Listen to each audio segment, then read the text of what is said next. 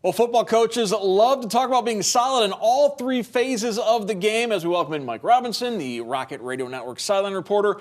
Mike Rob, thanks for joining us. Hey, thanks for having me, Mark. Complementary football means ideally your offense, your defense, your special teams are all clicking at the same times. But when one of those is not clicking, that's when the others need to help out a little bit. And that's what we saw Saturday against UMass as Toledo's defense, Toledo's special teams came up big as the offense slumped a little bit against the Minutemen. Yeah, absolutely. And one thing that you love about the Toledo Rockets is that they've always had a strong special team core, but they did it banged up a little bit. So they had to move some guys around. We'll see if they're a little bit more healthier this week. But, you know, that's always been a calling card for the Rockets. And especially when you got a guy like Jaquez Stewart, who is known for taking kick returns to the house. Big play possibilities. We haven't seen so much of it offensively yet, but the special teams part we can live with. And defensively, the defensive line is so interchangeable, but when you got long guys on the outside like Deshaun Holt and Peters, you know that you're going to get that pressure on the quarterback, and the defense on the back half will get those picks like Braden has for 2 games in a row.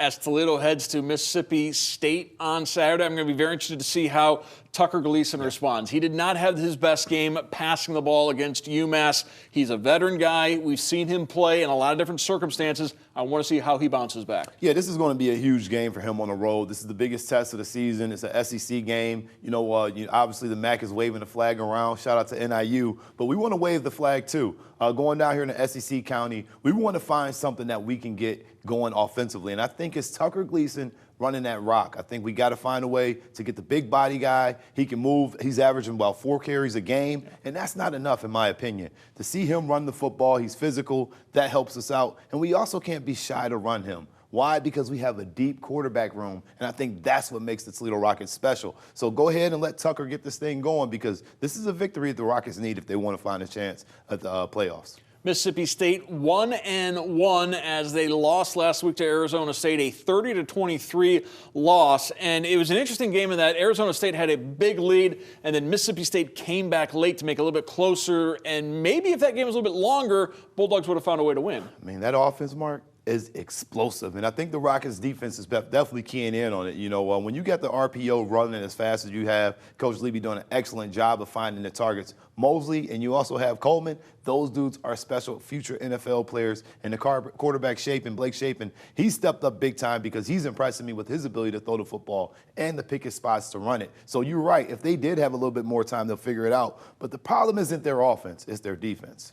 What is it about that Rocket offense that maybe could exploit some things about that Mississippi State defense? Well, you know, they've run a 3-down front, and that's something that their fans are complaining about. So the Rockets got to be prepared for them to switch it up a little bit, maybe mix it up and have a little bit of a 4-man front, maybe 5-man, maybe some bear things, and try to put some pressure on our young offensive line. But the way that you counter that is going right at them. You know, you saw both of the teams that they played against had running backs that was able to get over 100 yards. Last week, 260 yards. So the Rockets got to be chopping at the bit. Coach Cole and those running backs got to understand the game plan. They got to find lanes and be able to get up in there. And the key is this.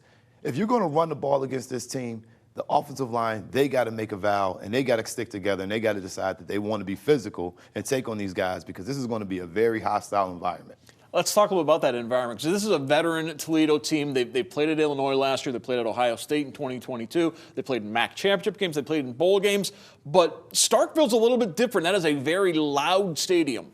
You know, I've never been there before, so I don't know how my headset works. Pete, you're going to have to work with our headsets and communication a lot, because it is loud down there. And as I listen to the games, I've tuned in, watched as much as I could, and it is extremely loud. So I think there's going to be some communication issues with the defense. But the one thing that I will ask coaches about is having that headset in, you know, being able to signal things. So maybe that's able to mitigate some of the sound or things of the past that forces your defense still not able to communicate. But still on the back half of that defense, we got to still be able to check in and out of our coverages. So that's going to be key if the Rockets can lock in on that and be able to stop that RPO passing game. Yeah, that is certainly one of the major changes in college football this year is with the technology, the coach-to-player communication, where the coach can talk directly to the quarterback, directly to a linebacker. That communication cuts off with 15 seconds left on the play clock, so that's why you still got to signal some stuff in. But also with the iPads now on the sideline, it's no longer a halftime adjustment. It's a series-by-series adjustment. You've got real-time feedback on what is working, what isn't working. You know what? I've scoured the sidelines for the past 2 weeks, staring at the iPads and just seeing what I'm seeing. and you just see a cleaner game of football being played because now the players, instead of looking at the whiteboard, look at the X's and O's, now you can actually see the Jimmies and Joes. And that's what's important because now you can tell that left guard, hey, we got to double team and arc up to that backer here, or whatever this assignment is being blown, or that they're doing good jobs. And I found that to be super efficient for the coaches as they're getting guys ready for these quick series and turns of downs. But you got guys like Coach Mike Hallett who likes to use the whiteboard, so he's a little bit old school and he still uses it and gets it done. All right, Rockets and Bulldogs. That'll be a primetime game on Saturday. Mike Robb, best wishes, safe travels down to Mississippi. Hey, appreciate it. Thanks, Mark.